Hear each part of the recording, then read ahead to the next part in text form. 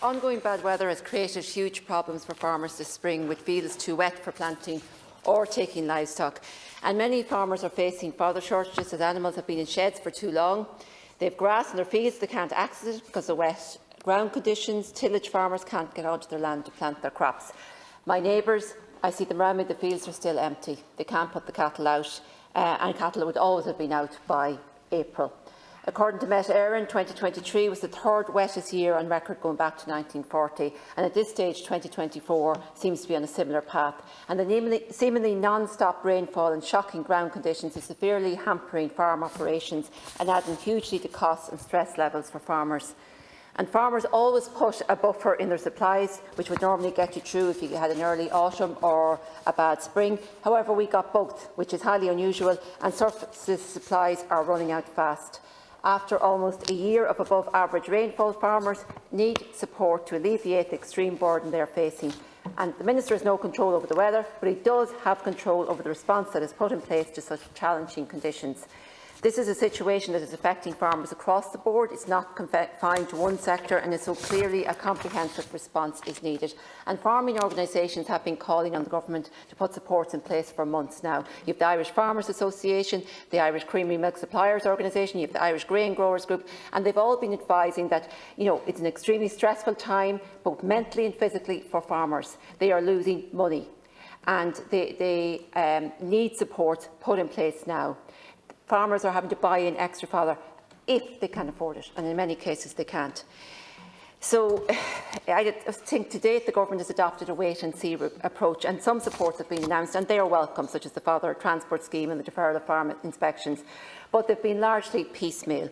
You introduce €100 per hectare for the tillage sector. I'm just not sure that that will be enough. I mean, this sector has made it clear that they have huge difficulty in getting spring crops sown as a result of soil conditions, while many winter crops will now have to be re-sown. Figures for the autumn planting show 80,000 acres less sown compared to normal, and in spring less than 5% of crops have gone into the ground so far. So the government's response to the acute financial pressure that farmers are under has been muted and unimaginative to date. And I think the Minister and his government have waited as long as possible before announcing any support, months after farmers and organisations have been sounding alarm bells.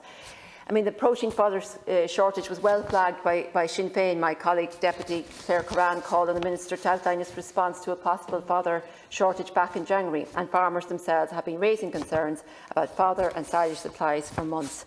Mercifully, there has been a recent positive turn in the weather, which may allow spring activities to commence or resume. However, this good weather could be short-lived, and it's not acceptable for the government to hold out and keep farmers waiting for support that they badly need. The government should have responded months ago, but they didn't. So I just also said that the increase in the price of fuel is also having an impact on farmers, and I'm calling on the government not to introduce any more rises this year and review it at the end of the year. I was talking to one farmer. He's an intensive pig farmer. He has so much slurry, he had to actually have 6 lorry loads of it transported this week to somewhere in a different county completely from Cavan. I think it was over the far side of Roscommon. And that's partly the nitrates, but it's also partly the weather as well. And that's causing him an awful lot of financial hardship as well. So we need to look at other alternatives to using slurry as well, because there are alternatives, but plans need to be put in place, because we could be facing continual weather changes like this, where the weather is going to become wetter and it's going to become very hard to actually spread slurry. So we need to look at alternatives. There are alternatives in place, but plans need to be put in place to rapidly. Thank you.